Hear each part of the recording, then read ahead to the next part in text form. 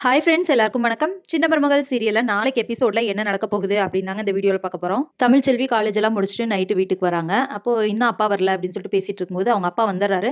ஆனா அவரு சேரோட இருக்கோமே, ட்ரெஸ் எல்லாம் சேரா இருக்கோமே, சரி தமிழ்ச்செல்வி பார்த்தா ஏதாவது கேட்பா அப்படின்னு சொல்லிட்டு திரும்பி போயிடலாம், அப்புறமா வரலான்னு திரும்புறாரு. கரெக்டா தமிழ்ச்செல்வி பார்த்துறாங்க. அப்பா என்னப்பா வந்துட்டு திரும்ப போறீங்க அப்படின்னு சொல்லி கூப்பிடுறாங்க. அப்ப அவர் வராரு. வரும்போது இது என்னது உங்க ட்ரெஸ் எல்லாம் இப்படி சேரா இருக்கு அப்படின்னு சொல்லிட்டு கேட்கறாங்க. இல்லம்மா நான் வரும்போது மழை பெஞ்சு இந்த இடத்துக்கிட்ட தடுக்கி கீழே விழுந்துட்டேன் அப்படின்னு சொல்றாங்க. சரி அப்டி சொல்லிட்டு அவர் தயங்கி தயங்கி சொன்னத கேட்டு தமிழ்ச்செல்விக்கு ஒரே டவுட்டு. சரின்ட்டு அவங்க வீட்டுக்கு ஃபோன் பண்றாங்க. ஃபோன் பண்ணிட்டு மலர் இருக்காங்க இல்லையா? மலர் கிட்ட பேசுறாங்க. "அப்பா இன்னைக்கு வீட்டுக்கு வந்திருந்தாரா? என்ன நடந்துச்சு?" அப்படின்னு சொல்லிட்டு கேட்கறாங்க. இப்ப மலரும் வந்துட்டு, "இல்ல" அப்படின்னு சொல்லிட்டு சமாளிக்க பார்க்குறாங்க. "உண்மைய சொல்லுங்க" அப்படின்னு சொல்லிட்டு தமிழ்ச்செல்வி கேட்கவுமே, ஆமா அப்பா வந்தாங்க. இப்படி வந்து கழுத்து பிடிச்சு வெளிய தள்ளிட்டாங்க" அப்படின்னு சொல்லி சொல்றாங்க. சரின்னு சொல்லிட்டு ஃபோன வச்சுட்டு தமிழ்ச்செல்வி வந்து சேதுவுக்கு ஃபோன் பண்றாங்க. சேதுவுக்கு ஃபோன் பண்ணிட்டு, "நீங்க வந்து எங்க அப்பா வந்து வயசானவர்ன்னு கூட பார்க்காம இப்படி வெளிய புடிச்சு தள்ளியிருக்கீங்க. உங்களுக்கு உங்க அப்பா எப்படி பெருசோ, அது மாரி தான் எனக்கும் எங்க அப்பா" அப்படின்னு சொல்லிட்டு பேசுறாங்க. "ஏன் ஆமாடி அப்படிதான் தள்ளி விடுவேன். உங்க அப்பா நீ தூது அனுப்புனியா ஃபர்ஸ்ட்டு? நீங்க போய் பேசுங்க. அப்புறமா நான் வரேன்னு சொல்லிட்டு சொன்னியா?" அப்படி இப்படின்லாம் திட்டுறாரு. அதுக்கப்புறமா ஃபோன வச்சுடுறாங்க தமிழ்ச்செல்வி. "இத நான் சும்மா விட மாட்டேன்" அப்படின்னு சொல்லிட்டு வச்சுட்டு, அவங்க அப்பா கிட்ட போய் கேட்கறாங்க. "நீங்க எதுக்குப்பா அங்க போய் பேசுனீங்க?" அப்படின்னு சொல்லிட்டு. "இல்லம்மா ஏதாவது பேசி பார்க்கலான்னு தான் போனேன்" அப்படின்னு சொல்றாங்க. "நீங்க இனி அந்த பக்கம் போகாதீங்க.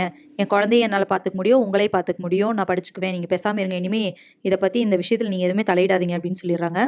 அவர்கிட்ட பேசி முடிச்சுட்டு அதுக்கப்புறமா உள்ள போறாங்க. இங்க ஈஸ்வரி வந்துட்டு நல்லா சேதுகிட்ட அதை இதையும் சொல்லிக் குடுக்குறாங்க. "சேது அவ பாரு எவ்வளோ திமிரா பேசுறா" அப்படி இப்படின்ட்டு சொல்லிக் குடுத்துட்டு தனியா போயிட்டு அவங்க என்ன பேசுறாங்கன்னா, இனிமே வந்துட்டு நம்ம ராஜ்யம் தான் இந்த வீட்ல. இனி அவ்வளதான் அந்த ராஜாங்கம் உள்ள போயிட்டாருன்னா, இந்த வீட்ல யாருமே இந்த வீட்ட வந்து பொறுப்பா பார்த்துக்க முடியாது. இப்ப நம்ம இஷ்டத்துக்கு நம்ம இந்த வீட்ட நடத்தலாம் அப்படிங்கிற மாரி ஈஸ்வரி பேசிட்டு இருக்காங்க.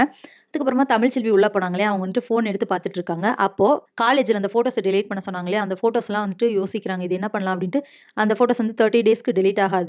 ரீசைக்கிள் பின்ல போயிட்டு இருக்கும். ஸோ, அதுலருந்து எடுத்து பார்க்குறாங்க. பார்த்துட்டு அந்த ஃபோட்டோஸ் எல்லாம் நல்லா பார்க்கும்போது அவங்களுக்கு ஒரு டவுட் வருது. அதுல வந்து கால்ல வந்து பித்த வெடிப்பு இருக்கு அப்படின்னு சொல்லிட்டு மென்ஷன் பண்ணியிருக்காங்க. ஆனா, சக்திக்கு பித்த வெடிப்பு இல்லையே அப்படின்னு சொல்லிட்டு யோசிக்கிறாங்க. ஏன்னா, ஒரு நாள் சக்தி உட்கார்ந்திருக்கும்போது அவங்க கால்ல முள்ளு குத்திருச்சு அப்படின்னு சொல்லிட்டு ஜெனி வந்து பின்னு வச்சு எடுத்துட்டு இருக்காங்க அந்த முள்ள. அத வந்து தமிழ்ச்செல்வி பார்த்துருக்காங்க. ஸோ, அவர் கால் வந்து கிளியரா இருக்கு அப்படிங்கிறது அவங்களுக்கு தெரியும்.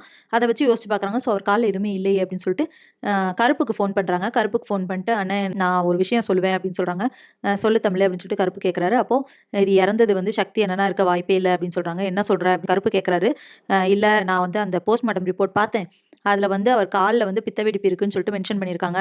ஆனா அவர் கால்ல பித்த வெடிப்பே கிடையாது. இது அவர் இல்லன்னு நினைக்கிறேன். வேற யாரோ தான் அப்படின்னு சொல்லிட்டு தமிழ்ச்செல்வி சொல்றாங்க. அத கேட்டு கருப்பு எங்களுக்கும் ஆரம்பத்துல இந்த டவுட் இருந்துச்சுமா.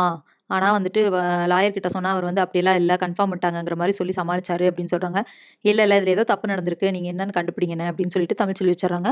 அதுக்கப்புறமா கருப்பு போயிட்டு சேது கிட்ட இந்த விஷயத்த சொல்றாரு. சேது, நடேசன், கருப்பு 3 பேரும் பேசும்போது இப்படி வந்து அது அந்த பையனா இருக்க வாய்ப்பில்லன்னு சொல்றாங்க சேது.